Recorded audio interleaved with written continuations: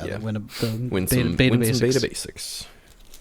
Win some beta basics. Cool. Yeah, I'm ready whenever y'all are. Go for it. Mm-hmm. I don't start this show. I don't either. It's true. Unless I need to. Is it me? Am I the one? Welcome back, everybody. I was going to go with it.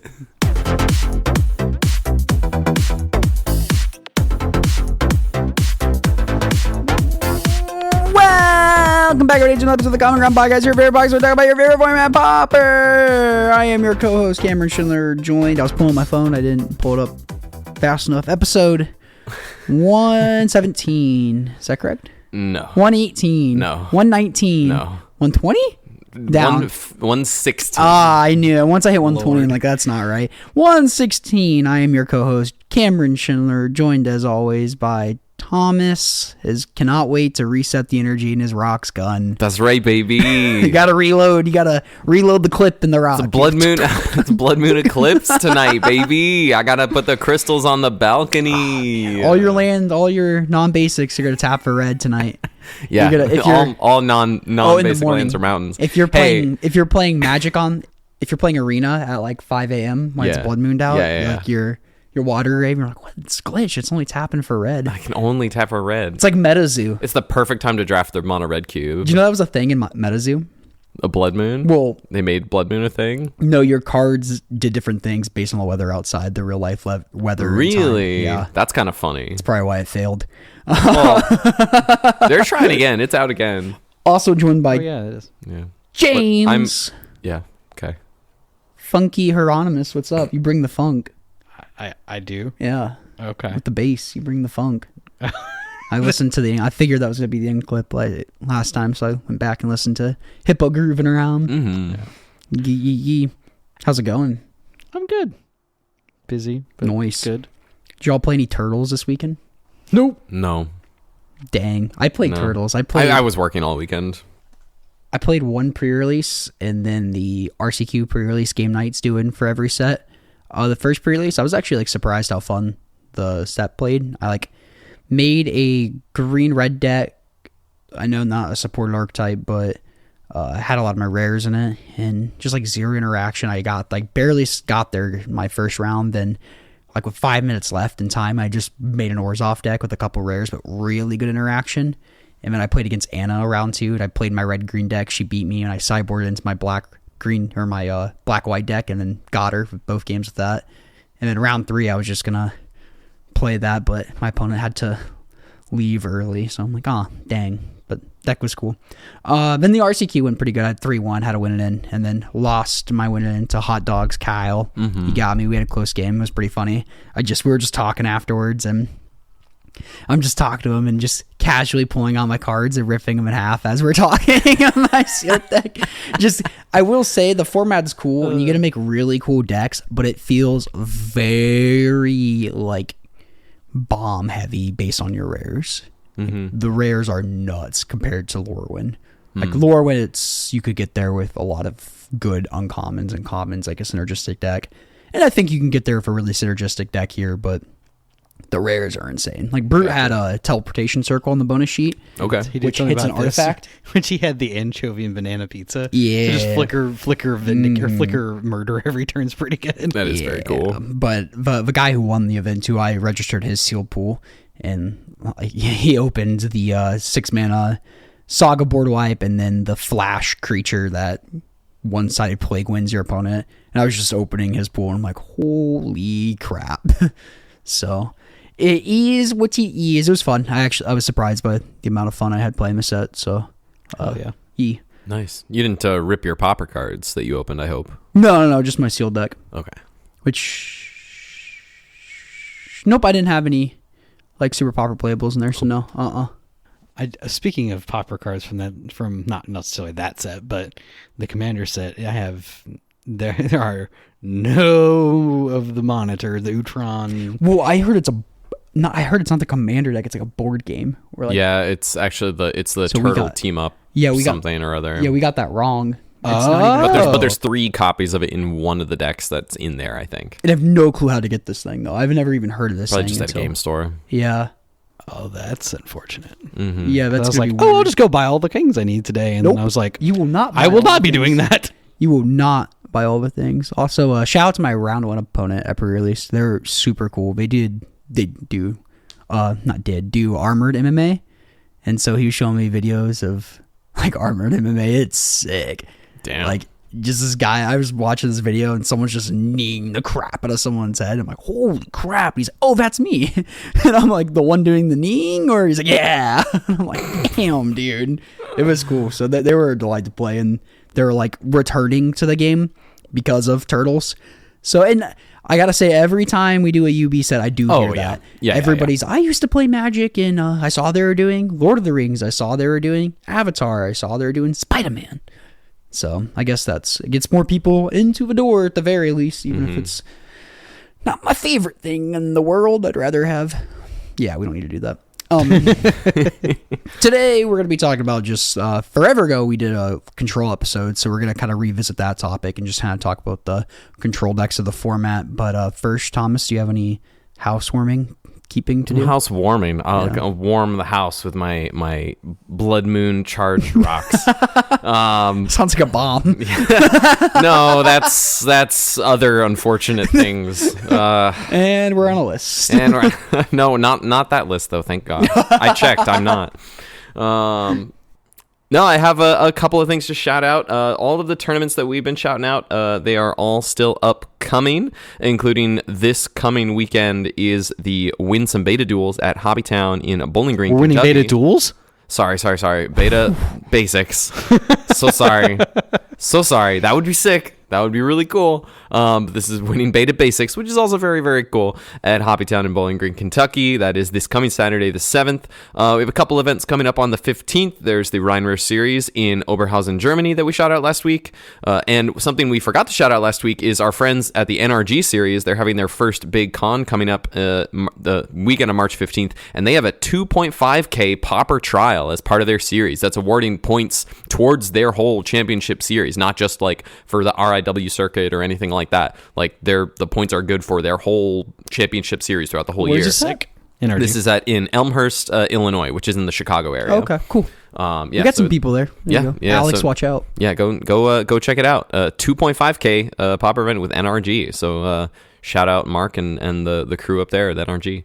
And then there's a couple other events. The Court of Commons Quarterly is coming up March 21st in Murray, Kentucky. James and I at least will be there. And also on March 21st, our friends at Game Night are hosting a Win-A-Duel. So if you're down in Columbia, where we do the Common Ground Cup. Also, if you're going to Shoebox, there's a Pauper tournament there as well. Yes, that's right. There is a 5K Pauper. There's a 5K Pauper tournament. On Sunday, Also- I think that's March 16th. Oh, probably That's end up playing in Sunday, that. March. We probably both will. Yeah. Likely, we're both junkies. Sunday, March 15th. Yeah, the same day. Sunday, March 15th. Yeah, 5K at Shoebox in Minneapolis. Just because I don't think there's like really prizes for The cube thing. the actual cube event, so it's like, might as well just get the pen and drop and go play Pauper after. There you It go. depends on how I'm feeling. We'll Yeah. see. If I'm like Yeah. crushing cubes, then I just find there's no prizes for the whole cube event. I find that hard to believe. also find that hard to believe. but they don't have anything listed besides like pen. But There are some other events listed in show notes. All of these links are in the show notes as well as our listener survey. If you haven't filled out our listener survey yet, we'd really appreciate if you did. Do it. It's so we can figure out exactly what y'all want as we scale up and open a Patreon up to y'all for extra support for the show. Things we can do, things you want to see from us from video content, questions about the show. We've already got a bunch of responses. I want to give a quick shout out to Luis from Brazil and what's the store they're at? Eternatus and the whole team at Eternatus. The show has helped Luis get back into Pauper, and there's a whole community down Brazil. The Brazilians love Pauper. So just wanted Brazilians to love give magic. They just like magic That's in very general. true. It's very true. It's very true. But like, there's a hub, huge hub there. Obviously, Italy's a hub. Really cool to be interacting with the international scene some more too. So shout out to Luis and everyone down there. It's been a lot of great responses from everyone so far, but we'd love to see a few more before we kind of dig into the data ourselves and make some choices.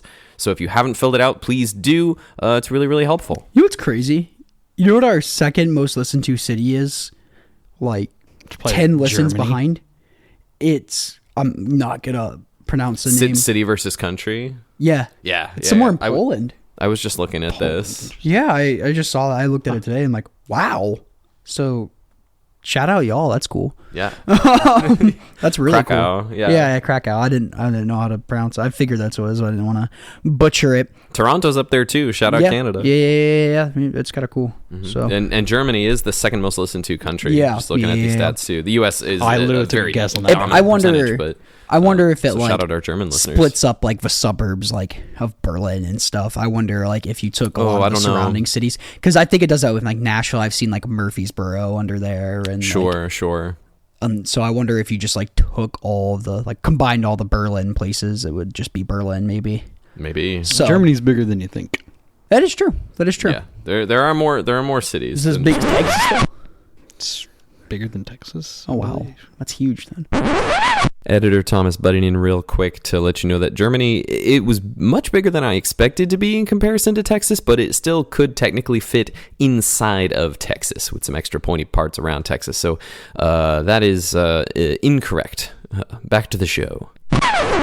No, it just says Berlin. Oh, okay, cool. Yeah. I didn't know. Well, I know if I like, scroll down the cities, is what I'm saying. Yeah, if you scroll down yeah. cities, after you get past a bunch of U.S. stuff, and Vienna, Sydney's here, Leipzig is here, also in Germany. So Leipzig is here before Berlin. Lisbon is on here. Anyway, this is nonsense. This Y'all is don't care nonsense. about this. well, Let's- we care that folks from all around the world are enjoying the show. It's really cool. I guess let's just dive right into it. What would you say are the two most prominent control? I guess first, before we get into that, Yeah. traditional control is pretty different in Pauper than I would say a normal format. I'd agree. Because if I think of control in like classic control, modern classic, I'm thinking of like board wipes, counter spells, and a haymaker planeswalker that's just going to sit there And win the game. accrue card advantage. That used to be Jace the Mind Sculptor. It kind of became Teferi Hero Dominaria in later years. Your counter spells used to be like Logic Knot, and then we actually got counter spell in MH2, I think. Yep. Correct. And then Supreme Verdict has been a mainstay.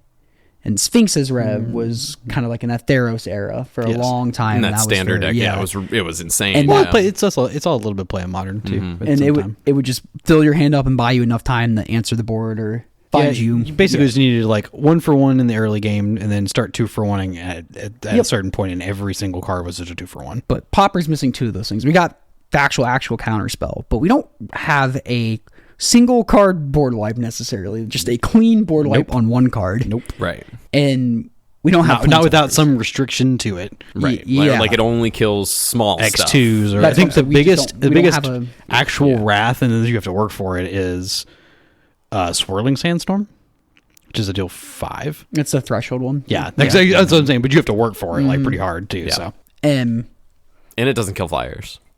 correct. yikes. In this format, yikes. And we don't have planeswalkers, obviously, and we have something keep it kind of that similar way. to that though. So we'll kind of Oh, I know what you're talking about. just a token you can't interact with. Yep, those emblem interesting. creatures are a problem. I think that's our version of planeswalkers. You slam that. I think and so. hope. Kind of the same thing. fair. It's like you don't slam Teferi until you can protect Teferi. You don't slam Avenging Hunter and Gardens until You are can sure that it protect is going to win your You're game. not going to look at 3 sneaky snackers and tap out and be like, all right, let's get it down, you know? So that's what I kind of think of control in like those formats. But here, like we said, we don't have all the same tools. So control looks quite a bit different here.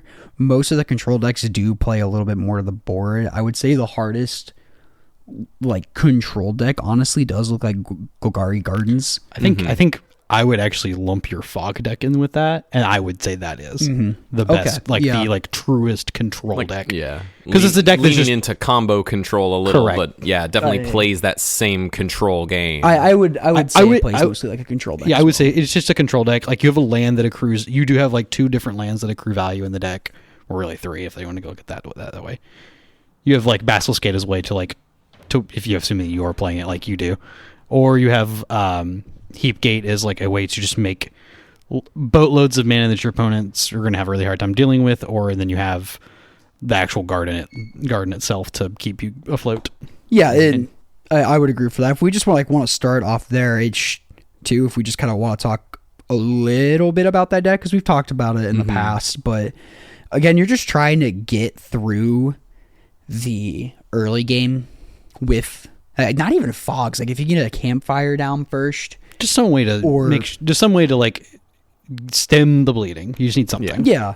So Gardens is, for those who don't know, Gardens is this. It's basically a mono black deck. We're saying fog. We were talking about fog. Or were you talking about fog? I thought we were starting with. That's Gardens. like the hardest I control. thought you just said we were starting with Gardens. Oh, I meant to say fog if I did that. My bad. Sorry. They play very similarly. Okay. Yeah. So aside from blue black teachings control, which yeah, that's pretty fun. all of one person I know plays that deck.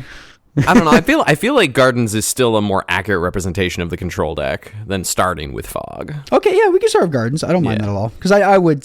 Fog is probably a little bit of an offshoot of that too, and Gardens is a lot more popular. Right, Gardens is kind of like the base because it can it can actually close a game should it need to. Right, because the black green Fog deck is kind of combining like Gardens technology with the traditional blue green Fog technology, and kind of like which I would like to showing up somewhere in the middle there. Which I'd like to talk about. Oh, for sure.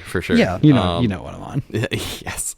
So Golgari Gardens, calling it Golgari is kind of a misnomer. It has a couple of green cards, and it plays Colony Garden as a green land, and usually the tapped green black like dual, so that you can get it with the troll. But for the most part, it's just a mono black control deck that's just playing a ton of kill spells, a bunch of artifacts, so that you can combine like Ichor Wellsprings and things of the sort, so that you can recruit value, sacrifice your Colony Garden tokens or your artifacts to your draw twos, and just accrue a ton more value than your opponents, and play a handful of creatures like value creatures like Crypt Rats. You have Avenging Hunter as your emblem creatures that y'all called out earlier. Thorn of the Black Rose, like Monarch creatures. Think creatures that are going to accrue value on their own, and then you are ideally you play a couple like Drown in Sorrow type effects, Campfires. You mentioned, Cameron, to just like gain a bunch of life and try and stabilize. Also Campfire gives you inevitability too. Yeah. If you shuffle in your graveyard, you can outlast some certain decks that are also trying to go long. Really good against the aggro decks. Like if you clear their board and then every turn they're not dealing damage to you, you're sitting there gaining 2 life, starts to add up a lot in these kind of decks. So that could be a big problem for those. And it helps you mitigate your own Crypt Rats. And we've seen Gardens kind of bubble its way back up in the format, especially online, because the red deck of choice, this is a big point that I wanted to talk about in terms of metagame context for exactly where we are right now, is that the red deck of choice has kind of shifted from Burn to Rally. Yeah, exactly. Online specifically. Yeah, online especially, for a variety of reasons, and therefore Gardens then gets to... I think Gardens has a little bit better of a matchup against Rally than it does against Madness Burn. I would say so. Because your kill spells are more valuable than having to just like sit back and wait to take out a Flame Breather or a Gutter Snipe. Sneaky Snacker is a big problem for the Gardens deck, just continuing to come back, and you only have so many ways to deal with that card. So there are, and like, unless you have Weather the Storm, and the Burn deck can even play around Weather the Storm for just like a bunch of burst damage with spells versus creatures and a handful of bolts. So the Rally deck is a lot easier for the Gardens deck to contain, and Gardens has also had a pretty good matchup against Terror traditionally, and Terror and Rally kind of being like still like a mono blue and a mono red deck at the top of the Magic Online metagame in both leagues and challenges for the most part. This has allowed Gardens to kind of rise back up, and it has some very solid finishes from a couple of like notable players. Yeah, notable Gardens players like Nick Norman, Noob. Like there are people who are really good with this deck, and even have some differences between their lists too, which is also very interesting. We can get into, but this deck definitely, like you said, you just mentioned, has a really good matchup against Rally and really good matchup against these Terror decks. These decks want to feast on these creature decks. Any deck that's a plan is to attack and block of creatures. Gardens wants to feast on those decks. They just want to kill every single threat you play. If you try to bring back 2 or 3 snackers, he'll spell bomb you at that point. Where it starts to struggle are these like a more linear combo decks, or even linear. I guess maybe some of the linear aggressive decks like Boggles too. Yeah, yep, exactly. That's true too. Yeah, that's got a combo deck, enchantment, or I know, God, that combo deck is not very faithful, but exactly, like it just. Any like really, really linear deck. I didn't want to say super linear because it has a good matchup against Spy, but then again, Spy's not super linear. But Megva's actually, funny enough, has a very good matchup against that combo deck, so I just didn't want to like say combo deck in general. Right. Because your kill spells are good against the mana dorks, especially Overgrown Battlements, and these decks are naturally playing like a couple Nile Spellbombs in the main, plus maybe another Spellbomb and some Fairy Macabres out of the board, so you have your backup for the graveyard plan. And even against stuff like Boggles, this is where the pilot, like different versions from pilot to pilot, like some people are playing a pile of Tithing Blades. Some people are playing less Tithing Blades and more main deck Wraths because they want to cover more of their rally or Zaro specifically. Yeah, exactly. Rally or maybe a little bit of the White Weenie matchup, things like that. So it really just depends on what you're trying to hit, and there are enough tools to configure your deck in such a way that you can you can handle most things in the format. Like, I'm looking at this deck and I have all of these cards, and I'm excited to give this a try. When did Ixalan, the Caves Ixalan, come out of Tithing Blade? Why can't I think of the name of that? Almost 2 years ago. 23. Yeah. Early first set of 23. So it was before MH3. Yes. Yes. Because MH3 was June of 23. So yeah, I have June of 24. 24. Oh, okay. I've definitely not played this deck since MH3 has come out because the whole refurbished familiar kind of scared me a little bit, but it's like, okay, after playing Fog, you can make the same argument there where it's like, I'm not trying to kill the refurbished Fog. I've played this a couple times. It is still very good. Yeah. But exactly, you play so many draw twos, like you have a pile of draw twos. The list I'm looking at is playing 9 of these draw twos just to keep your hand filled with removal spells. And that's basically all you really want to do with this deck is cast a bunch of removal spells, cast a draw two, fill your hand back up, more removal spells.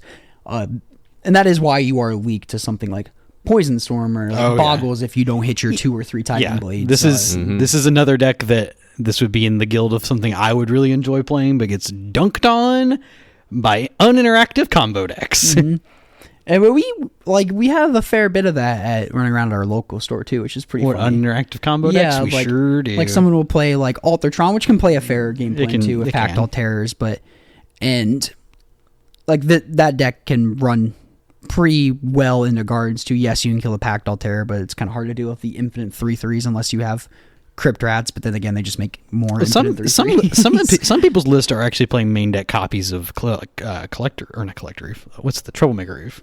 Okay, interesting. So they can at least get around really issued permanents like a Makeshift Conditions or something like that, or whatever. I've seen the Red Green Storm at our place. I've seen lots of Fog at our place. So another kind of deck that scoots around that. Yeah. And I would lump Fog pretty similar into this deck. I would agree. Just replace, instead of just playing a bunch of removal spells, you just play your Fogs. You just play a bunch of Fogs. And Weather the Storms. But Fog's a little different. The first couple of turns of the game, you just want to play Limbus, Campfire, Ichor Wellspring, get those set up. Wait till they swing with a good amount, like above like 8 power to actually cast a Fog.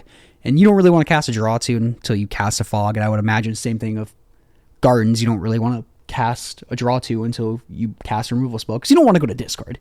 That's just a waste in this deck. I would agree. You really don't want to go to discard. No, you just make your land drops, do your thing. Exactly. Yeah. And very similar Fog, but... Which is something, another point, is that control decks typically in older form or in other formats tend to have a ton of lands in them. This is not the case in this format. Yeah. Nick Norman's list here is just playing 19 lands plus 3 trolls. That's essentially what 22. Which is somehow like 1 to 2 numbers higher than we have seen in the past. Yeah. Anna played a list with like 17 one time and was like, that was the stupidest thing I've ever done. And I'm like, I agree. I remember when I played this deck a lot, that was the hardest part of his deck is sometimes... Your lands weren't there. Yeah. I would keep like a 2-lander with like a Limbus and a draw 2, and I just like missed on lands. And I lost the game. Yep. Croissant took a stinky poop. That's what that is? God. Yeah. Croissant, brother. Good job, buddy. Yeah. But both of those decks do the same thing. It's like you want to buy time until you can get your Crypt Rats to 6-for-1 your opponent, and then you accrue a bunch of card advantage through that one singular Crypt Rats. The decks kind of have But decks gotta have like better and worse matchups though too. So like depending on like Gardens is obviously Fog is gonna beat the crap out of Gardens, and Gardens is gonna beat the crap out of Spy. I've never played the Spy versus Fog matchup, but I imagine you can kind of cheese them with Weather of a Storm. So potentially, yeah. Potentially. Yeah, in the end, I'm gonna scoop that poop. Cool. It is. He's like, oh, I have this newfound energy. Yeah. I'm so light and fluffy, he says. A few minutes later. Why can't I think were of we? what they call them? I was gonna like transition to the initiative monarch creatures, like the emblem creatures. Mm-hmm. So, Gardens will play usually one copy of Avenging Hunter, or some lists play a little bit more. But recently, I've been seeing one copy of Avenging Hunter and one copy of Thorn of the Black Rose. Mm-hmm. And Hunter ETBs that introduces the initiative, and Thorn of the Black Rose ETBs that Introduce the monarch. exactly. Monarch. So, and I've seen some lists cut all of them, like just Don't play any. They just play Crypt Rats. But- But honestly, is their finisher. It's definitely Avenging Hunter is like the fastest way you have to close a game, just to slam a door shut. It's also one of the riskier cards in the deck, I will say, because if they take it from you, that's your only way to get it back. So like you're playing against like Glinthawk or something, and they play Glinthawk, pick up Tithing Blade, play Tithing Blade, you sack your Avenging Hunter, and next turn I'll swing in there for 2. And like if you let like you are a deck, like obviously your plan is to kill every single thing they have, but every once in a while, like your deck's not perfect, something might slip through, and if it slips through and they take the initiative of Monarch and they start accruing card advantage back from you, it's terrible. Mm-hmm. But that's why it's a one of. It's just there to slam the door shut. That's what I was going to say. I like that it's just one, so you can wait to play it until you're sure that you will have control of the initiative. But like the matchups it's good against, it's very good. Like opposing Gardens matchups, it's very good. Opposing like John Wildfires, like they don't play a ton of creatures. It's really good against them. They've been trimming on Blood Fountains and stuff. So, a lot of their creatures will stay dead once they're dead, which is pretty nice. And they might be coming back around to playing Blood Fountains again. I think most of them are just going to settle on Campfire, honestly. On for Jund? Oh, I'm so sorry. I was talking about Gardens specifically. Oh, yeah. No, I think most of them are just going to settle on Campfire as their way to, quote, recur all of their things. Yeah. They're on 2 Campfires and 2 Neil Spell Bombs. I was saying Jund cutting on the Blood Fountains, though. Yeah. Anything else added on this deck? Yeah, actually, I do want to actually comment on the particular removal suite that they are playing. So the default is like you're auto going to play Forecast Down for Defile. Like that's just going to happen. Mm-hmm. Yeah. Defile is probably the best Defile deck. Oh, it's 100% the best Yeah. Defile deck. Assuming you weren't just playing actual factual mono black. This is the closest thing you're going to get. It's very good. Can you remind us what Defile does? Yeah, Defile is a single black mana instant. Target creature gets -X, where X is equal to the swamps you control. Yeah. Very good card. It just scales up just exactly like Scred does. Super, super cool. Very nice removal spell to have around. Cast Down. It's the ubiquitous removal spell of the format. May not be so ubiquitous anymore, but as things stand, it is. And this is also one of those decks that affords you the opportunities to play like copies of Snuff Out. With those should be good, and or copies of Spinning Darkness, which is Spinning Darkness. for those who don't know what Spinning Darkness is. It is 4 black, and it says you may remove the top 3 black cards of your library or from your graveyard instead of paying this card's cost. And it is just deal 3 to a creature and you gain 3. Deal 3 to a non-black creature. Sorry, non-black. I learned that Yep. just now. Sorry, a non-black creature, and then you gain 3. Card's awesome. That card is so cool. That card's and very cool. I love excuses to play that card because it's very fun. And that's another pro of playing this deck too, is you're so creature light that you're looking to blank like these mid-range players' hands. You want to play against like John Wildfires, and okay, they might be keeping up with you in card advantage, but you get to a point where you have 7 cards in your hand and their board's completely empty, and they might have a full grip too, but if they're sitting on cast downs or whatever, it just doesn't really matter. Like if they're sitting on their own cast downs, you just want to grind your opponent out of the game until they have no more cards. And your opponent might cast draw 2s, but they're going to be drawing more dead cards than you. Correct. But again, that falls short. You're not a counterspell deck, so that falls short once you start playing against linear decks, where they also don't care about creatures on the battlefield. That's where things can get pretty awkward. So if a deck definitely has its flaws, it can be a very good metagame call. Like if you have a bunch of elves and terror running around, a bunch of rally red running around in your meta, not a bad deck to bring. Not a bad deck to learn and have in your back pocket either. Is there a reason the 10th swamp in Nick Norman's list here is a snow-covered swamp? There's one... Two snow-covered swamps? I see one snow-covered swamp. I'm looking at Nick Norman's first place finish from the February 27th I imagine it's the same as his list, or I thought it was the same as his list the following day. The day after. I'm going to guess no. 2. I'm going to go there is probably no difference to make other than to be difficult. I don't know. Or maybe just like a personal signature. So if you see it in someone else, then they're like, oh, they just copied my list. Yeah. Could be. Yeah, it could be. Yeah, the deck has a lot of customability too, not just from your 2 basic swamps, but as Hippo said, I looking at a list right now that has 2 troublemaker roofs. This one has a Sagu Wildling in it.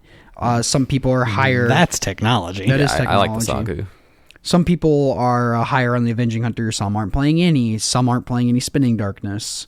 Some going to play Pulse of Maraska. So some are playing Drown in Sorrow in the main, like a couple extra copies. Some are playing a Cursed Marauder in the main. Again, I saw that. Yep. That was very cool. A lot of that is just preference. Yeah, preference. It's just turtle. It's a nice control deck that you can actually move the numbers around, which is, there's a lot of decks in the format you really just can't move the numbers around that much because they're kind of very dependent on these X number of things being around. This is one of those decks you can get away with doing that. And some we talked about Ryan the other week too. Like, don't give up your deck building agency. Like when you're correct. Like look at multiple lists when you're building a new deck and see what people are doing. Be like, okay, why are they running this over this? Maybe I should consider what particular cards I'm playing against my particular meta. So don't give up your deck building agency. You know, this is a good one for that.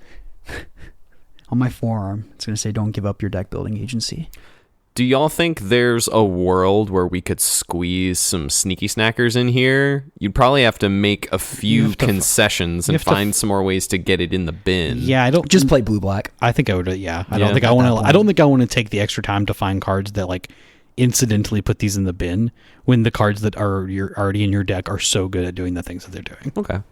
Shall we just talk about blue black now? Since we're we can. Yeah. So we're talking about terror. It's like terror or the more like. I mean, I think that's like I think. Dimir Terror is definitely been more popular. Yeah, I think the Dimir Terror deck is like kind of that's like the one end of the blue-black spectrum, and then like Teachings is like the other end of the blue-black spectrum, I think, where like that's like almost no creatures, if not totally creatureless. I meant more in the Fey space, but you know. Sure. I think more controlling.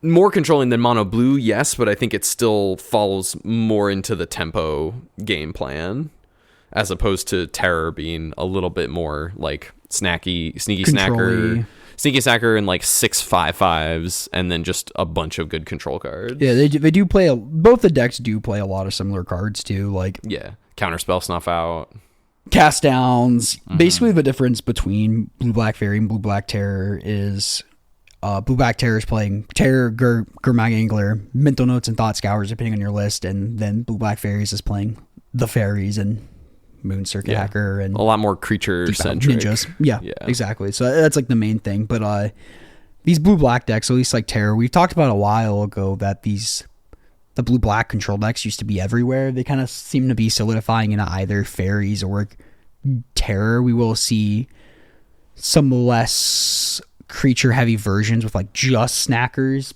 practically as the only creature. Maybe a I've been kind of working on Augur, Bolus. Yeah, I've been kind of working on some sneaky snacker stuff, but I keep coming back to that. You're probably if you're already playing stuff that wants to get snacker in the bin various ways, you just probably want something else to abuse filling the graveyard, and so it just makes sense to play like Terrors and Anglers or something along those lines. I think that's why the decks have solidified to that. It's that exact reason too. It's just you're playing all these instant sorceries, you're trying to fill up the bin for snackers and trying to mill over snackers or abandonment attachments in the graveyard. You might as well just be playing Tolarian Terror and Gurmag Angler. Yeah, Gurmag Angler. Just 5/5 body is so huge. Yeah, and it's a clock to help you close the game, because relying just on snackers can win the game in a grind against like Jund Wildfires or in the control mirror against Gardens. Like Snacker plays a huge role in those matchups, but against a lot of the rest of the format, you're just kind of one for oneing all of their early like plays either trying to be aggressive against you or set up like an engine like elves. And then eventually they'll get one or two things through your wall of 1-for-1s because you'll run out of stuff or have to spend resources just to get a snacker out or just to draw some more cards. And then they'll sneak a couple things through, and then the snackers are not a fast enough clock. So that's why I think the 5/5s end up being a lot more. They end up being a lot. They play a really big role in closing out those types of matchups, I think. That's what's nice about this blue-black deck. I'm going to play it a little bit. It can definitely play two roles. You can definitely play it as a more controlling deck, or you can go like the full mental note, thought scour, like brainstorm setup, make sure I mill two. And this is honestly a deck you're even more incentivized to use your thought scours and thought scours and mental notes more just at will, because you have the snackers in your deck to like take advantage of them. Agree. And so it lets you play those two routes too. I can just try to turbo out terrors and Gurmag anglers and snackers, or if I need to like slow down and make sure, okay, I need to take a turn off to kill a priest of titanium, can't let them untap with that, or a Kurian ranger. It's like definitely get rid of those things if we're playing against elves, or if for some reason they just cast a gutter snipe against you, get rid of that. Right. Well, supposedly Snuff Out helps you like catch up from those spots too, like being able to just as long as you get your dual land in play, you just always have Snuff Out up. And that's something they have to think about. Yeah, I have preferred if I have to, or I guess I've never been forced to play Terror, but if I do play Terror, this is the version I would usually tend to gravitate towards. It felt like I called it the worst best deck I've ever played when I played it on a Thursday night. I played against Affinity, and I don't know if it was just my draws, how the games lined up. It felt very hopeless. And game 3, I just started missing my 4th land drop like crazy, and by the time I kind of was able to hit it, it was just like way too late. So it just didn't line up, where they just kept recurring mirror enforcers. I'm like, oh my gosh, this is going very poorly for me. That's interesting. I maybe it's just me, but it almost has never mattered what deck I've played. I've never thought the Affinity matchup was very hard. Yeah, it's just really weird. Yeah, I don't know. It felt really, again, it could have just been like the draw. Missing the lands in game 3. That doesn't help. That's probably when I'm digging for my that's probably third. Most of it for that one. I mean, game 2. It didn't go to game 3. All of game 2 was just me of, okay, can I cast down this, or can I cast a brainstorm to look for my land drop kind of thing? And I was just like, oh god, when you're spending resources to try to hit your land drop, you're in a bad spot. But other than that, the deck felt like pretty good. I played against a like Mogwarts, and then I played against Devin on Gardens, and I got there against Gardens, which felt really nice, because traditionally playing mono blue terror against Gardens, I would hate it, but having the sneaky snackers against Gardens felt really like that was the only thing that mattered. Like my terrors and stuff were dying, but I was just recurring snackers very well. I was getting them back timely. I was only like deploying like 2 at a time, keeping like 2 in my hand that I had at one point, or like 1 in my hand after he was able to exile 2 of them. I can't quite remember how it went down, but in Brainstorm Snacker on your opponent's turn is a hell of a drug. Oh yeah, with these decks. What was the other thing I want to say about this? I would say it has a better matchup against Mono Red Madness than like Gardens would, just because you can interact with the gutter snipes on the stack. So having access to Counterspell fixes your combo matchups. Hydroblasts as well. That, and having, at least in the main deck, having copies of Unexpected Fangs is huge too. This is a deck that like churns through most of its library every game, so it's really likely that you're gonna find the copy of it. Like Gardens is definitely there to put creature decks into the ground, like just beat them into the dirt. Like this deck, you want to play some creature decks, like you're definitely favored like against elves or something, but your whole life goal isn't to decimate them into nothing like Gardens is. Yes. So like this deck is a little more well-rounded, and because of that, it can be exploited by killing all like your big snakes and then exiling your graveyard snackers, and it can be a problem for this deck. So it's almost more things can hit it than Gardens, but it's like less vulnerable overall, I guess, too, as well. Yeah. Deck was fun to play. Like whenever you're just going to play snakes and a handful of removal spells, it's pretty good. And it plays quite a bit differently than mono blue. Like the only thing I think it really shares is the ability to power out a terror like that, but you're not a Delver deck per se. Right. For sure. I would be interested in trying like a I don't know if it's Terror or you just lean into Delver, but to combine Delver of Secrets and Sneaky Snacker, I'd wonder.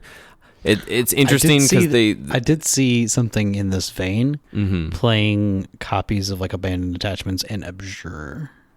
Ooh, yeah, Abjure is cool with that. Abjure is an instant for single blue mana, sacrifice a blue permanent, counter target spell. Yep. Yeah. Very, very good with snackers. Several folks in our Discord have been having success in a Sultai Gates deck with That's cool. what's the Simic creature? Coiling Oracle. Yeah. Get some value off Coiling Oracle, and then Coiling not Oracle. only then either sacrifice it to Abjure or just pump it up with Basilisk Gate. Like it seems fine to me. That's funny. It can block Guardian of the Guild Pact. It can. Yeah. What's like another controlling deck in the format? I can think of like one other. Like You can, I mean, you could potentially consider blue-red Terror, like the Skred deck, as kind of another offshoot of they this, kinda play where similar. Skred, similar to Defile and Garden, Skred being single red mana instant, deal damage to target creature equal to the number of snow permanents you control, which is going to be your land base. All of your lands that can tap for mana are snow lands. In the Izzet deck here. So it has a 1 mana removal spell that scales up with the game, similar to Defile in Golgari Gardens. And you're relying on Monarch creatures and Murmuring Mystic to make a bunch of tokens in the late game. But I don't know. It just doesn't seem to keep up with the good stuff. Yes? Tron. Are we considering Tron? It's a control deck, technically. Flickertron? Yes, Cameron. That is not a control deck. I will die on that hill. Okay, Cameron. How many? What makes it a Cameron, control we're deck, not going though? to sit here and have the argument every time of how many pieces of interaction does it play. That doesn't really matter. Then what makes it a control deck? The fact that it can actually just like obliterate every creature on the table if it needs to. Like at some what? point in the they play like copies of Rolling Thunder and stuff that just will annihilate every board like on the earth. Not every deck even plays Rolling Thunder. Not all of them do, no, but So it's not like a great argument. your argument of only plays X number of interactive spells also is not an argument either. It kind of is if it makes it a control deck. like if it interacts with the board, I think that's what a control deck does inherently, is interact with the board. And if your deck It does interact with it because it plays like flicker loops that are controlling. Yeah, it will do that. It's trying to get to that end state, but I don't know. It just It has an in game. You just need to get to that point. just like 2 counter spells and 2 removal spells just doesn't feel like a control deck to me. I don't know. Like this list I'm looking at plays 2 runaway boulders. I think it's really the post war games where you get to like more hone in what you're doing.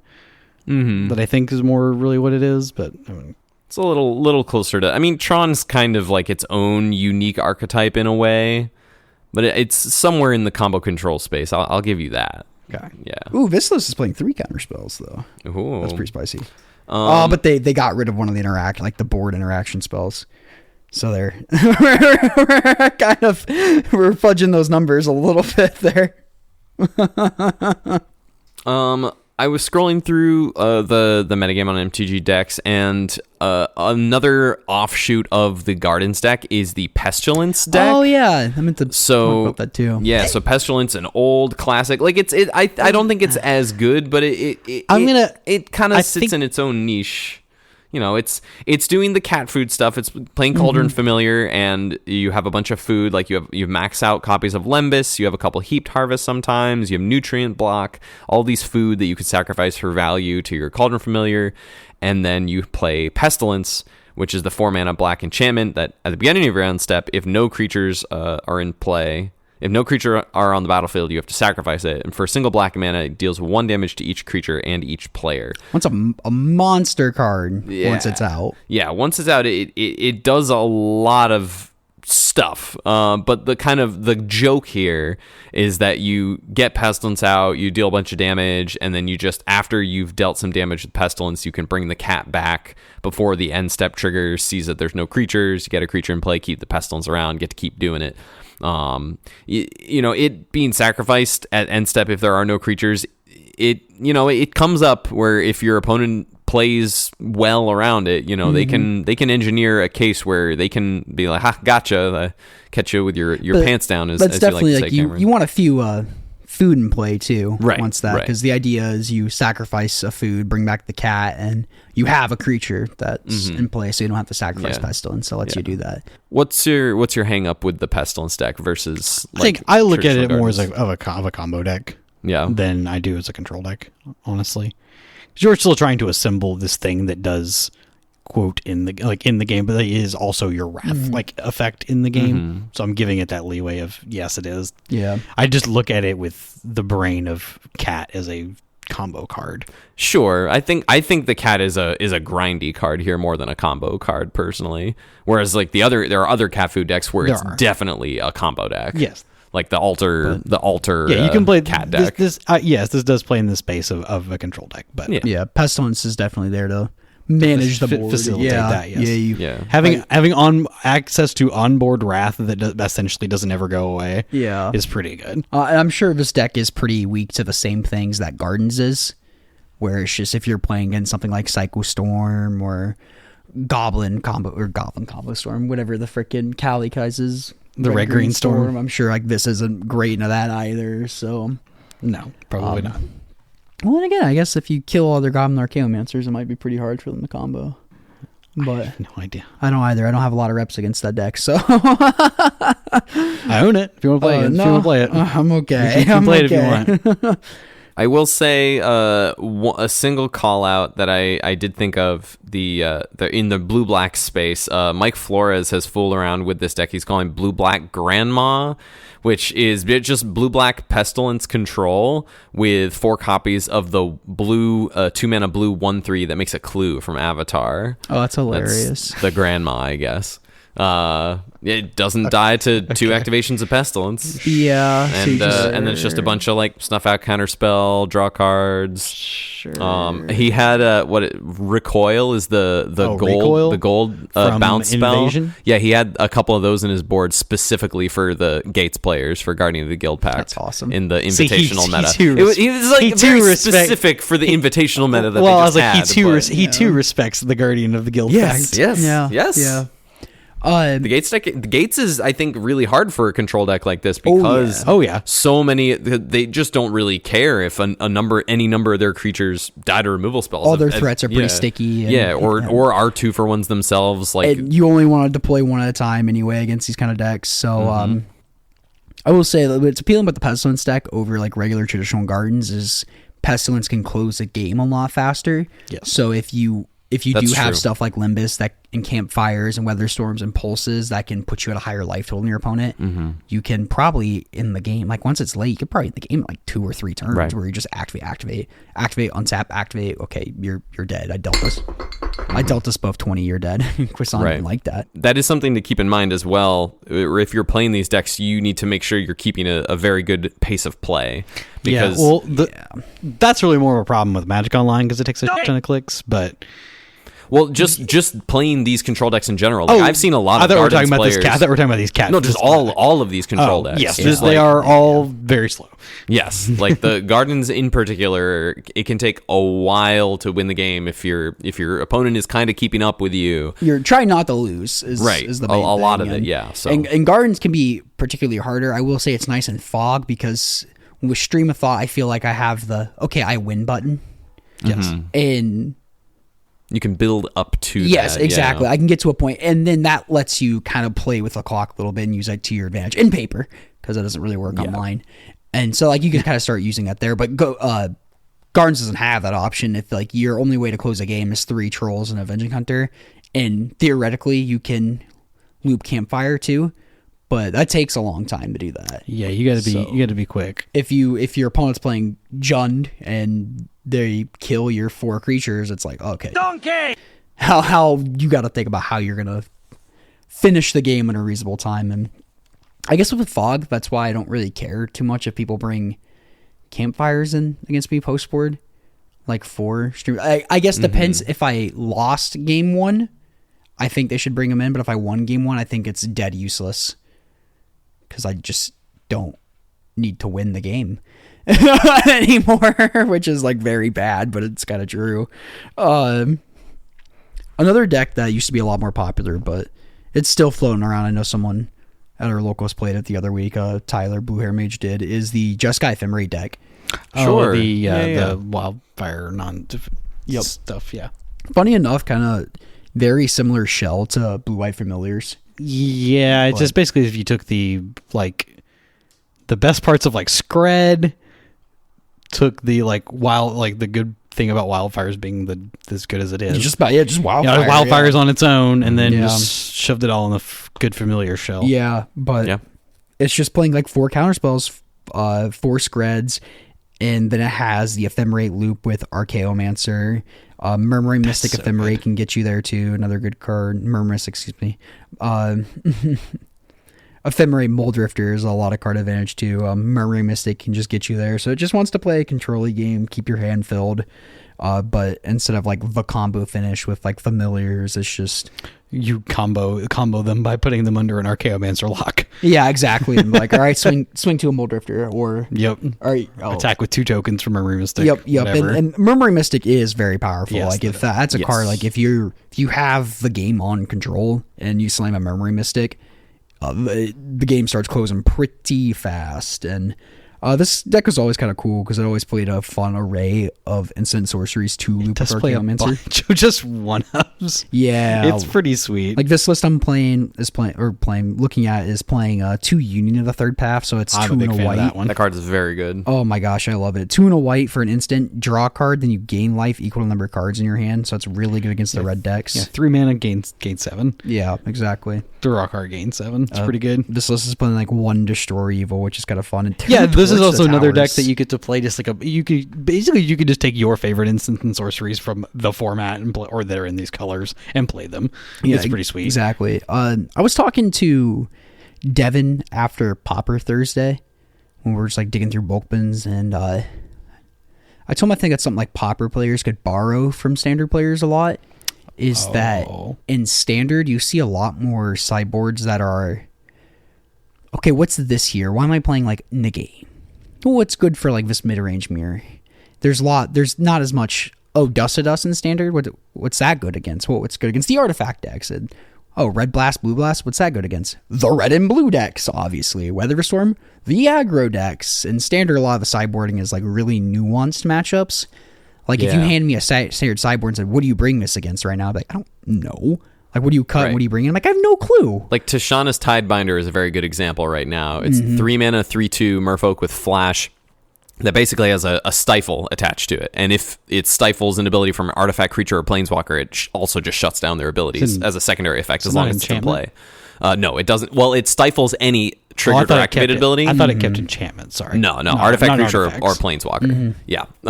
Very, very cool card. I've had a lot of fun playing with it over the last couple of years. It's been out across a couple different formats, and that like knowing that like this is like the biggest target that this is trying to hit is a ninjutsu from the Kaido Planeswalker. Like if you are able to stifle that, that's such a blowout because they have to ninjutsu back a creature into their hand. Ninjutsu's on the stack. You stifle it, they do nothing that turn. That's sick. Like that is a huge. And then there's like any other end of the battlefield abilities, but there are like these specific interactions. So that, if like, you stifle the ninjutsu trigger, they just Mm-hmm. play Kaido next turn. Are the activated abilities shut off from Tidebinder? Since it's a different different permanent, and also there's a secondary thing that it never hit play, so it never saw. It's not a creature on the stack kind of thing, right? And the activated ability. Regardless, because ninjutsu is just a reveal from your hand. Yeah, the game sees it as a completely separate entity anyway. That makes sense. Yeah. But yeah, like you're saying, like Badger Mole Cub in standard, like you gotta have like a bunch of 2 damage spells, or like Pyroclasm is like specifically playing the 2 damage rats against the Simic Cub decks that are playing just like a bunch of Mana Dorks and Badger Mole Cub. And this Jeskai deck is playing Torch the Tower. That's the bargain one? Yep, but it deals 2 damage, but if a permanent dealt damage by Torch Tower or die this turn, exile instead. So that's like a nod towards like Sneaky Snacker. Yeah. We also just have cards like Magma Spray though. You don't have to invest anything in, and then just do the Same deal, thing. but this gives it the upside of dealing 3 instead of 2, and you get a scry if you bargain. So Oh, the it is a baseline, it scratch. deals 2 and you exile. If you bargain it, it deals 3 in scry. So it Okay. at a baseline, it's the same thing as Magma Okay. Spray. But if you do bargain it, you do get the extra point of damage and scry. Who knows if maybe you... I think a good example along these lines of like specific cardboard stuff is Envelop out of the blue decks. Yep, that's another where like that's a very good like example of that. people are like, oh, Dispel is like counter target instant. Like, yeah, they bring it against the, counterspell mirrors and decks with a lot of removal spells. But Envelop kind of didn't catch on until people realized, oh, we need something specific for Winding Way and Lead the Stampede. Because those are draw 4s in your deck that's trying to like tempo people out with 1-for-1 spells. Yeah. That's Exactly. not going to work out very well when your opponent draws 4. Exactly. That is another nice nuance there. Also, a bunch of the draw 2s in like Mono Red and Rakdos Madness as well. Correct. But Thomas, we got to get you on one of these control decks. I know. I might throw Gardens together. I unfortunately can't make a league this week. But, no, I'm in the studio. That's what I did the last 2 weeks. I played Blue Black Terror and then Fog, just because I'm like, oh, we're gonna be talking about these control decks. I want a little bit of.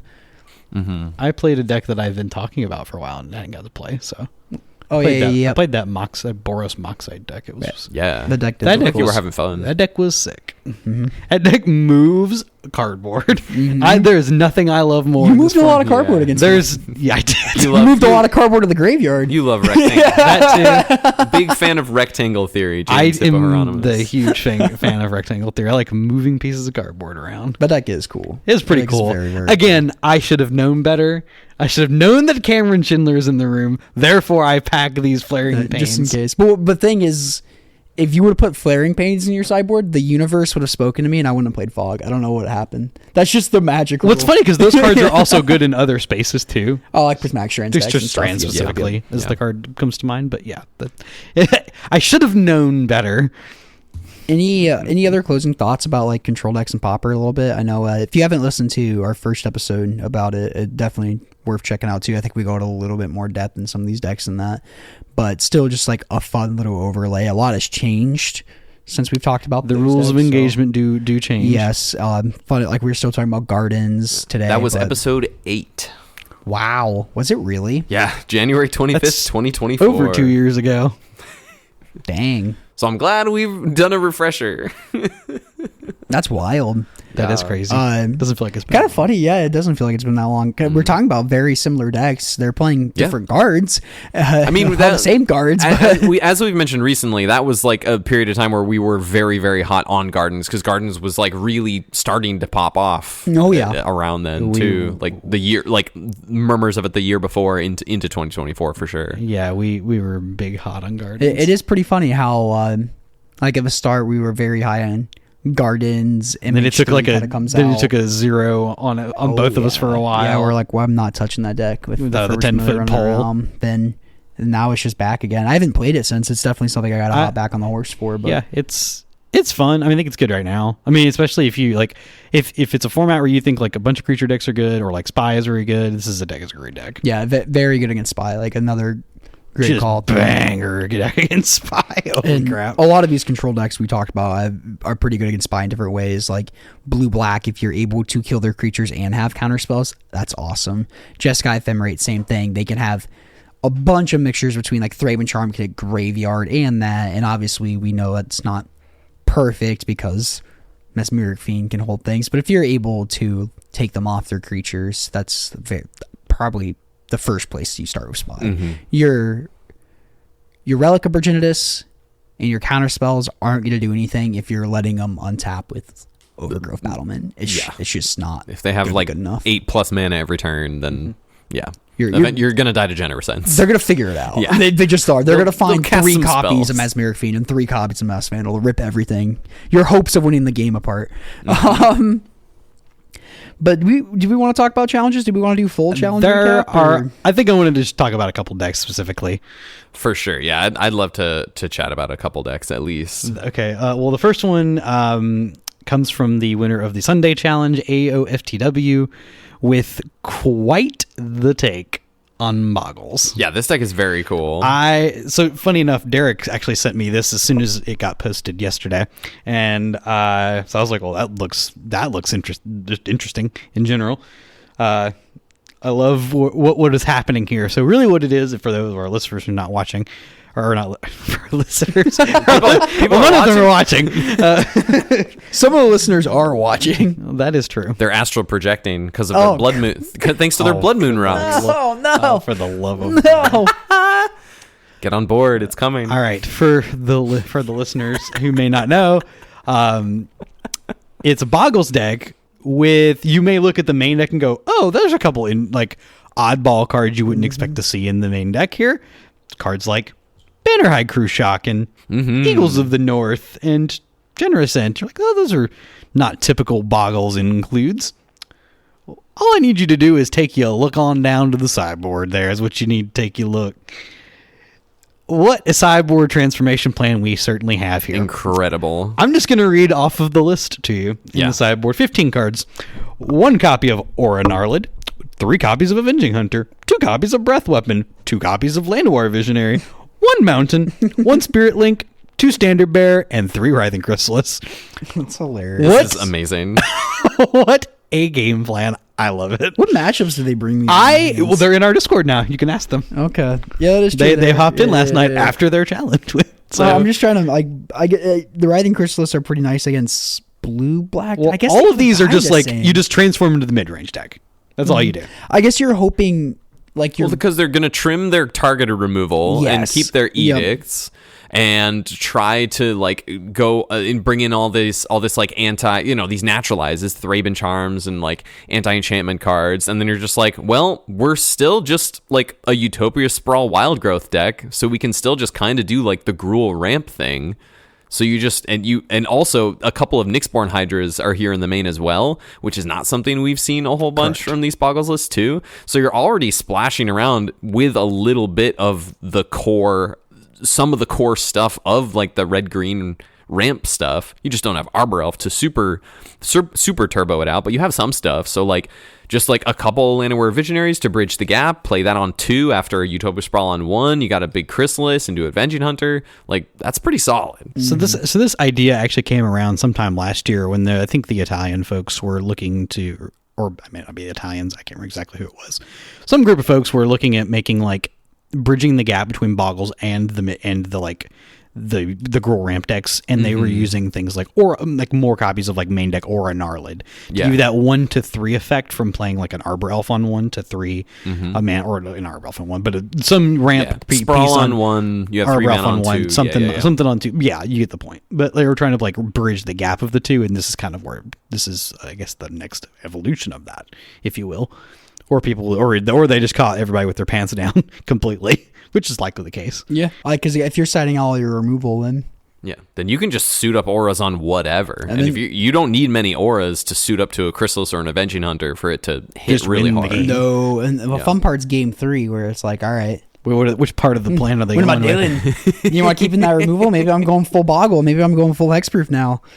Again, that's always the fun head game after that. Never go full no, this is a Hexproof. super Very cool. cool. list of that. 9-0. 9-0, by the way. Yeah, didn't drop any games. Yeah, I also beat Noob in the finals too on Golgari Gardens that everyone was talking about. And Yep. something that traditionally can struggle against Boggles. They have 2 Tithing Blade, but man, you really need those 2 Tithing Blade, otherwise it's Well, the cool thing game is over. it's also just a natural malevolent rumble deck now too, which just provide you that sack fodder for the Tithing Blade. The Noob's deck can even sideboard into the 3rd and 4th copy of Tithing Blade 4 Drown in Sorrows to try and just grab an early Boggle before it gets suited up, and 4 Troublemaker Oofs to pop the enchantments. But So sometimes I can say post board when you just take out all those targeted removal spells, though, that Chrysalis looks at that and goes, exactly. "Nice job, Yeah. idiot." Well, I'm just kidding. Yes. You get the point. No, yeah, Writhing Chrysalis in particular stacks up really nicely against Tithing Blade, Drown in Sorrow, Troublemaker Oof. So, Correct. yeah, no, the very, very, very cool transformational board here. And like dropping just to like still playing like 4 Boggles, 4 Gladecover Scouts, but dropping to 2 Solana Ledgewalkers to like fit in some more of this stuff. The mid range, Very, very the mid range cool. cards. Yeah, Yeah, it's and super cool. you don't need much for what is it? Ancestral Mask to just be massive. Yeah. I do want to also call out the 4th place deck in the same challenge. Mm-hmm. It's been a long time since I have seen a good old-fashioned blue-green fog deck. And we have gotten it here. Yeah, beautiful. Golgari has kind of seemed to usurp it for the most part. I'll look in leagues and occasionally we'll find one, but this is a challenge one every once in a while, and say the challenges are all bangers. We know that. We see the list every week. We just see the same bangers like every week. We know that they're great. So yeah, having a 4th place list out of the blue green fog deck, really cool. They went up to really actually close the game out with this deck. Of finally they've just like really gone in on the Jace's Erasure. Thank goodness this deck 3 copies of Jace's Erasure. Talk about a deck that had a really hard time closing the game, and 2 copies of Stream of Thought. Yeah, and I think that had been the traditional plan. Previously for the blue green fog decks. I think this deck definitely has a lot less inevitability as the black green fog deck, just because you have like having 3 Jace's Erasures and 2 Stream of Thoughts. Those are just like 5 quote unquote dead cards that don't fog or wrath the board.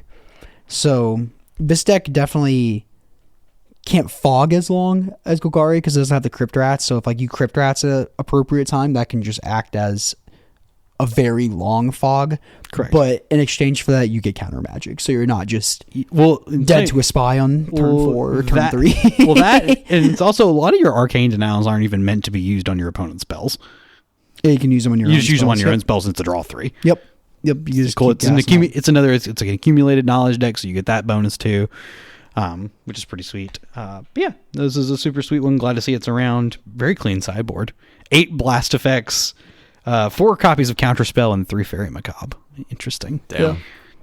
So yeah, I appreciate the accumulated knowledge over Frantic Inventory. I agree. Because on the off chance your opponent is playing an accumulated knowledge deck, you're like, yeah, sure, draw more cards. Yeah. That's real. Yeah. Cool. Please be my guest. Also, one is more aesthetically pleasing. Yeah. If you're me. Yeah. I mean, I drafted a lot of M21 on Arena. I've never drafted accumulated knowledge. Don't care. Still want to play with it because it looks better. Okay. But that's me. All right. I see this Coggates deck in the February 28th top 8. They're adopting the green technology of 4 open the gates. Yeah, I and think 2 a Rancor. lot of people have kind of dipped their toes into that So one. that's pretty cool to see. I like that. Those are only green cards displaying any of the... I know Kerblinski did a video about the Selesnya Coggates deck this past week. Took a 3-2 in a challenge, or in a league with it, but it was only to like hot dogs and some other really extremely linear deck. Something just got like kind of cheesed out. Yeah, just kind of. Yeah, everything else looked like against some other stock stuff. It looked pretty impressive. Just like, I'm just gonna annihilate you with grindy fog card or grindy gates cards rather. Yeah. So yeah, no, super cool stuff. Yeah. Fun list. The gate stuff is also something I need to play more of. Yeah, I there's so just much need to to play do. more of these controlling mid-range decks. Put my tempo ways aside Put my tempo ways aside. What is tempo? for a little bit. What is tempo? What episode was that? Oh, It was It was more recent. Was it more recent? Was it? I think it was still in like maybe the 30s or 40s. 45. Okay, so I was felt like, more wasn't too recent, far off. Jesus. Hippo, were you playing Suplex in your Boros Moxite deck? I did not play a suplex. Okay, this list was playing Suplex. I thought that was kind of Yeah, funny. that is. I mean, that's a card you definitely could play. Obviously, Yes. I think the difference between my list and that list is it is a single copy of Lightning Bolt for a single copy of Suplex. I think is the difference. Okay. If I played this deck, I think I would just throw in the gates in it. Yeah. Honestly, because this is a deck that like doesn't get punished by obviously flipping over. Like, you wouldn't get punished by flipping Synthesizer into a gate that doesn't do anything. Exactly. Yeah. So no, I think that could be something you do. I do like that it does play like all these like gain life lands, because this is a deck. I from the way it feels, and I guess this would be sort of the like same idea of the Boros Synth deck, is that you just like are kind of like on the back foot immediately against the mono red decks, so you need something to get you there. This is your way to get you there, I guess. Wish it would. I think it could use a single copy of Bajuka Bog, if that's the case. Oh, If you're just playing random lands that gain life like a Radiant Fountain, you could also just play a Bajuka Bog. Yeah. get something in there. But yeah, That makes sense. yeah, I like the... Also an option some gardens lists play. They play the black-green bounce land, so you can rebuy your Oh, yeah. Bajuka Bog. Oh, yeah. Yeah. Also, Witch's Cottage as well. Yes. Which is Get cottage bet also them good. trolls good value and them land. rats back. Yeah, pick it up. Pick it up. Pick it up. No, there's some cool stuff going on right now in the format. Yeah. It's cool. I feel like there have been some, like a handful of like, I mean, I feel like there always are like a handful of complaints of staleness, but I think we're chilling. It's In just fact, Walker has said that there are no cards in Teenage Mutant Ninja Turtles, and he will be playing Modern. I was like, okay. okay. Okay, bye. All right. I didn't know that was the line there. I was Is like, that okay. the option? There's no cards in TMT. He said there's no playable cards in TMT. I was like, I don't know. It's okay for there to That's be fine. one Magic format that's just a slow Chill. churning It's very format. slow. It's It's okay. You just get to chill and have fun and Also do play cool other stuff. decks than just Jund. I promise you can. yeah. I would also get bored if I was playing the same deck over and over again. I guess. Yeah, that's But not my Yeah. thing for this format. but it is the Yeah. only S tier deck, so I guess you know. Dude, if they listen, he probably thinks we're the biggest. I don't care. I quite frankly do not care what he thinks of me. Aw. It's all in good fun. all in true. good fun. I am joking. Hard, Obviously, hard to argue with the Arv, results. very good at what he does. Yeah. I will make no argument. Yeah. I'm not going to pretend to know more about gardens than him. Or Garden. Jund rather. John. You got gardens on the brain. Yeah, we're Gardening. I got gardening on the brain. I broke Pick out up some the supplies on my way home. I gardened the other day. I built some Lego flowers. Oh, I'm So, talking about something else. Oh, gotcha. I know. Shame. There we go. Neither closing thoughts, neither decks you all want to talk about, touch on, challenge this, anything. I just need to play. I got the two don't- out of the way that I wanted to talk about. Yeah, I don't know what I'm going Got to what? play for. Oh, that's two. I don't know what I'm going to play for the Court of Commons on the 21st quite yet. I'm leaning towards elves. I had an absolute blast with elves, and I think it's still in a good spot. But either that or like might just play one of these control don't- decks. I'm not sure. I gotta work that Sunday. Yeah, So it's like kinda iffy I about have to that. work at 5 a.m. on that Sunday. Well, I have no. Now you have no excuse. I have zero excuse now. Yeah. Wow. Other than your sleep schedule is hideous. Yeah. Mm-hmm. Well, actually, we have the Pauper tournament shoebox first, Is that? it's The weekend before, Oh, yeah. it is the weekend before. Mhm. Yeah, Yep. yeah, that's gonna be fun. and then the weekend before is the Yeah. we have 3 weekends in a row. At least I do. Yeah, I have I'll 3 do. weekends in a row of stuff Playing to do. some Pauper. Yeah, There's Playing just some too many options. I feel like. That's a good problem. Yeah. I'm just thinking if I want to run fog again, and it's just like one of those things where it's like I can just run into the wrong side of the bracket. You know, like I could just. I mean, what's the Hit wrong bad. side of the bracket? Like, what were the, like, what would be like the 2 decks you do not want to play against? I don't know. I'd play fog, and my opponent would go freaking. Oh, I can't think the. Peat it's like- bog or something. Oh, they would just go like know. they're just playing Poison Oh, Storm. Poison Storm. They would just go peat bog and be like, oh, no way. I guess like Poison Storm or Mono Red Madness. Spy, but, I really like, don't want to play against, to yeah. be honest. I think okay, I could yeah. kind of try to win that game. Ooh, I see a way where I can win it. I am a Crypt Rats deck. I am a Weather Storm deck. Yeah, I play Last Rites and Duresses. You have a couple cast downs, And you yeah. you could throw a Pulsar Marasa somewhere in there, maybe. Oh, I don't know. One observation is we do get the Turtles cards for leagues starting tomorrow. Yes, So yes. So we'll see. Yeah, we'll see. We'll see We'll some see how some results. turtle cards come through. Maybe I can play some turtle cards on Thursday. There you go. I don't know what turtle cards I want to play besides food. Ooh, Hmm. I could play all the food. I could play cat food sack deck. Ooh, there you go. is it Food Kitty? Food Cat- kitty, ice cat cream food. cat. Yeah, Ice cream food kitty. cat. Food Cat? Is that Food cat. Oh, Ice cream kitty. Yes, mono red's iffy versus. I wouldn't want to run a ton against mono red madness with spy. That would be pretty hard. No. Yeah, it's like even if I get a big weather storm, it's like cool. It's still Yeah. just sitting And like there. even if like the overall meta is churning like more towards rally than madness, that doesn't mean people aren't still just gonna like Yeah. play what they want to play in paper too. Yeah, That's the true. thing That's true. So, for like these type of events. I am gonna vibe at all 3 of those events. Yeah. And probably pick my deck that morning. hell yeah. Oh yeah. Because Why not? Yeah, it's a good way to be. It's fun. Oh, at least it's fun. Mm-hmm. Having options is fun. Any closing thoughts at all? No, I don't know. Got nothing. The All control right. control deck's still totally fine. Go play Magic. Yeah, Go play some enjoy some Pauper. enjoy some Pauper. If you made it this far, thank you so much for listening. If you got any comments, questions, comments, or concerns, you can send them to commongroundpod@gmail.com. MTG Pod. commongroundmtgpod@gmail.com. Or you can join our Discord. Both of those are in the description below. Discord's pretty fun. Mm-hmm. Get to see the guy who made the crazy boggles list. He's in there. So They are in there. They hopped in last they night are in there. as of So, recording. You can go ask them, when do you bring in Writhing Crystal Ice? So It's true. Fill out the survey if you haven't already. Link is in the description. It's also in Discord. We'll leave it up for another week, maybe 2, but we'll probably be pulling the trigger on some Patreon-esque decisions pretty soon here. So if you want your voice heard, get on in there. We want to know what you want. Cool. Yeah. all right, peace out, Girl Scouts. Later, That's it. everyone.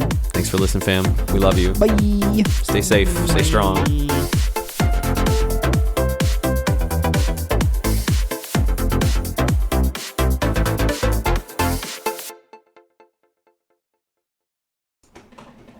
Well, you know why cats get the zoomies after they It's because it gives them like almost like an orgasm type deal. Like No, hits I the read G spot. that. What do we? Because they're like animals in the wild. It's like you can smell their so they're Oh yeah, it's like get out of there. yeah, they naturally want to get away from it. Yeah, So I think it's still left over from when he was a fierce lion. that's right. Rar. A fierce lion in the suburbs of Nashville. Rar. Rawr. Rar. Rawr. Rar.